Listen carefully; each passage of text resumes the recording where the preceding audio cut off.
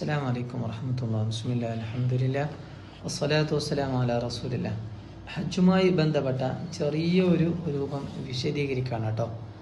ഇതിൽ സുന്നത്തായ കാര്യങ്ങളും വാജിബായ കാര്യങ്ങളും ഫർളായ കാര്യങ്ങളും ഉൾക്കൊള്ളിച്ചിട്ടാണ് വിശദീകരിക്കുന്നത്. ഡീറ്റെയിൽഡ് കാര്യങ്ങളല്ല. അത് നിങ്ങൾ പല ക്ലാസ്സുകളിലൊക്കെ ആയിട്ട് കേട്ടിട്ടുണ്ടാകും.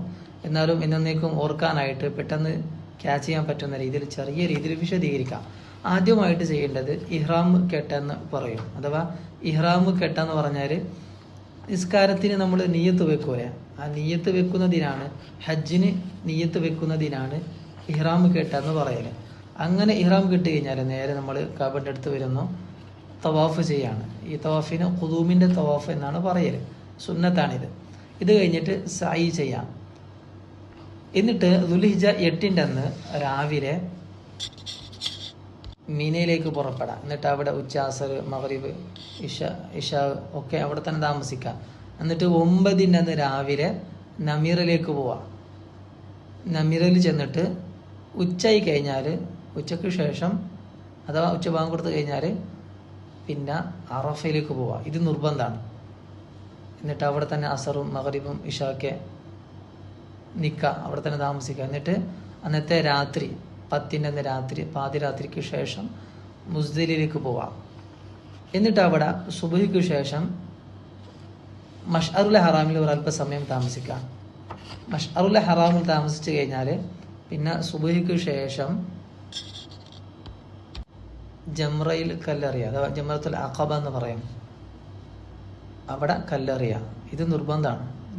ജംറത്തുൽ അഖബയിൽ കല്ലെറിഞ്ഞു കഴിഞ്ഞാൽ പിന്നെ മുടി വെട്ടാം. മുടി വെട്ടിയതിന് ശേഷം നേരെ മക്കത്ത് ചെന്നിട്ട് അവിടെ തവാഫ് ചെയ്യുന്നു. ഈ തവാഫിന് തവാഫുൽ ഇഫാദ എന്നാണ് പറയൽ. ഇത് നിർബന്ധമാണ്. എന്നിട്ട് നേരത്തെ സഅയ് ചെയ്യാത്ത ആൾക്കാരാണെങ്കിൽ ഈ തവാഫുൽ ഇഫാദക്ക് ശേഷം സഅയ് ചെയ്യുകയും വേണം. ഇത് കഴിഞ്ഞിട്ട് അന്നത്തെ രാത്രി അഥവാ 10 അന്ന് മഗ്രിബ്, ഉച്ച കഴിഞ്ഞു, അസർ കഴിഞ്ഞു. എന്നിട്ട് മഗ്രിബിൻ്റെ അന്ന് അഥവാ 11 രാത്രി ആയിരിക്കും അന്ന് മിനയിൽ പാർക്കണം. എന്നിട്ട് പിറ്റേന്ന് രാവിലെ 11 അന്ന് പകൽ സമയത്ത് ഉച്ചക്ക് ശേഷം ജംറകളിലേക്ക് കല്ലെറിയാം. 3 ജംറകളുണ്ടാവും. ജംറത്തുൽ ഊല, ജംറത്തുൽ ഉസ്ത, ജംറത്തുൽ അഖബ. ഈ 3 ജംറകളിലേക്ക് 7 വീതം കല്ലെറിയണം. എന്നിട്ട് 12 രാത്രി, അന്നത്തെ ഉച്ചല കഴിഞ്ഞിട്ട് മഗ്രിബ് കഴിഞ്ഞ് ആ രാത്രി ഉണ്ടല്ലോ, 12 അന്ന് രാത്രിയിൽ വീണ്ടും ഇന്നലെ ചെയ്തതുപോലെ വീണ്ടും റിപ്പീറ്റേഷൻ വരണം. അഥവാ വീണ്ടും മിനയിൽ പാർക്കുന്നു. പിറ്റേന്ന് ഉച്ചക്ക് ശേഷം പോയിട്ട് ജംറയിൽ കല്ലെറിയുന്നു 12 അന്ന് ഉച്ചക്ക്. അപ്പോൾ കല്ലെറിഞ്ഞ് കഴിഞ്ഞിട്ട് 12 അന്ന് ഉച്ചക്ക് കല്ലെറിഞ്ഞ് കഴിഞ്ഞിട്ട് ചില ആൾക്കാർ നാട്ടിലേക്ക് പോകും. നാട്ടിലേക്ക് പോവുകയാണെങ്കിൽ പിന്നെ അവർക്ക് 13 അന്ന് രാത്രി മിനയിൽ പാർക്കുകയോ പിറ്റേന്ന് 13 അന്ന് പകലിൽ ജംറകളിലേക്ക് കല്ലെറിയുകയോ ആവശ്യം ഇല്ല. എന്നാലും നല്ലത് 13 അന്നും മിനയിൽ പാർത്ത് 13 അന്ന് പകലിൽ ഉച്ചക്ക് ശേഷം ജംറകളിൽ കല്ലെറിഞ്ഞിട്ട് മുഹസ്സബ എന്ന സ്ഥലത്ത് കുറച്ച് സമയം ഇറങ്ങാം. എന്നിട്ട് അത് കഴിഞ്ഞിട്ട് പോകലാണ് നല്ലത്. എന്നിട്ട് ലാസ്റ്റ് പോകുമ്പോൾ വദായിൻ്റെ ഒരു തവാഫ് വേണം. വിടവാങ്ങൽ തവാഫ് എന്ന് പറയും. ഇത് നിർബന്ധമാണ്. നാട്ടിലേക്ക് പോകുമ്പോൾ വദായിൻ്റെ തവാഫ് ചെയ്യണം. എന്നാൽ ഈ പീരിയഡ്സിലെ പെണ്ണുങ്ങളൊക്കെ ആണെങ്കിൽ അവർക്ക് വദായിൻ്റെ തവാഫ് ആവശ്യമില്ല. സാധാരണക്കാർ നാട്ടിലേക്ക് പോകുമ്പോൾ വദായിൻ്റെ തവാഫ് ചെയ്തിട്ടായിരിക്കണം പോകേണ്ടത്.